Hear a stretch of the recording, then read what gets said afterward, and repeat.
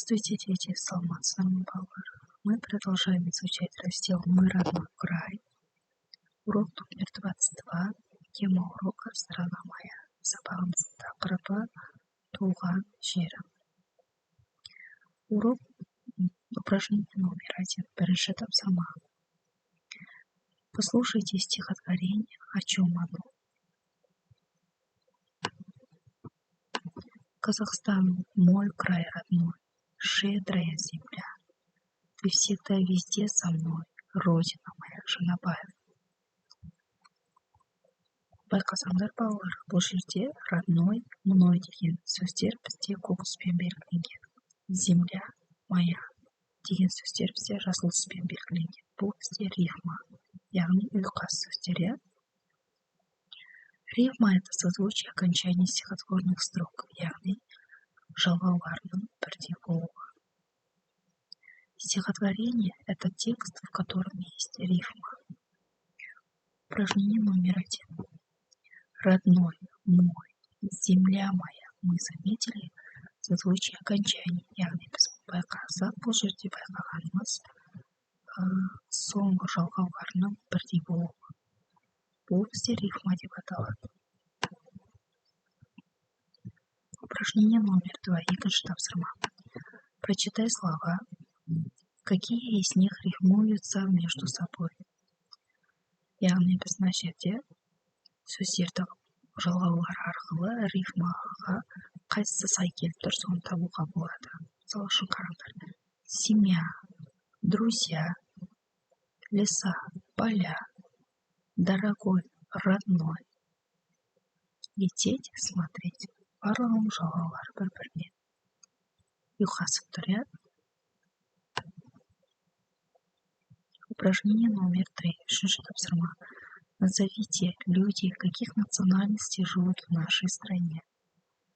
Мына жерде біздің Қазақстанымызда, яғни біздің мемлекетімізде қандай ұлт өкілдері тұрады, соны айтамыз. Национальность, ұлт: казахи, белорусы, узбеки, украинцы, русские, корейцы, немцы. В нашей стране живут казахи, белорусы, узбеки, украинцы, русские, корейцы, немцы. Упражнение номер 4. Төртінші тапсырма. Напиши в тетради предложение, яғни мына сөйлемді дәптерлеріңе жазып алыңдар.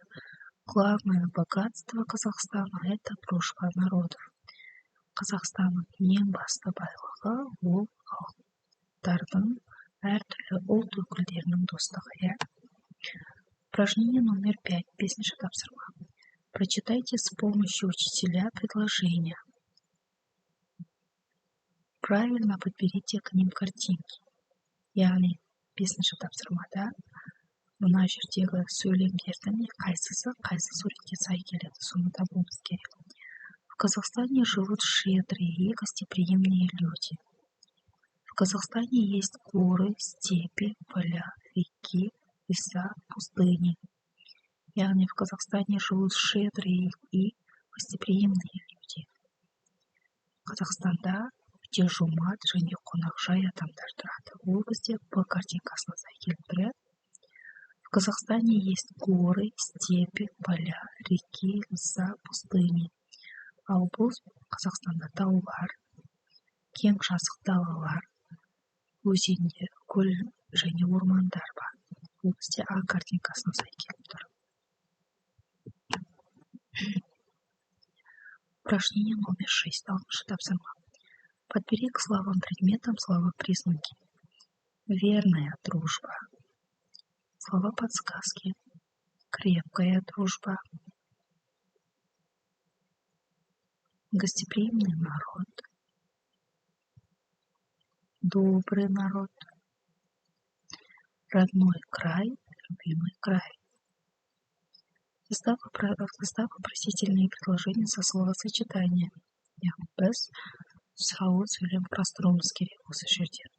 Какая у вас дружба? Какой народ живет в нашей стране? Край какой?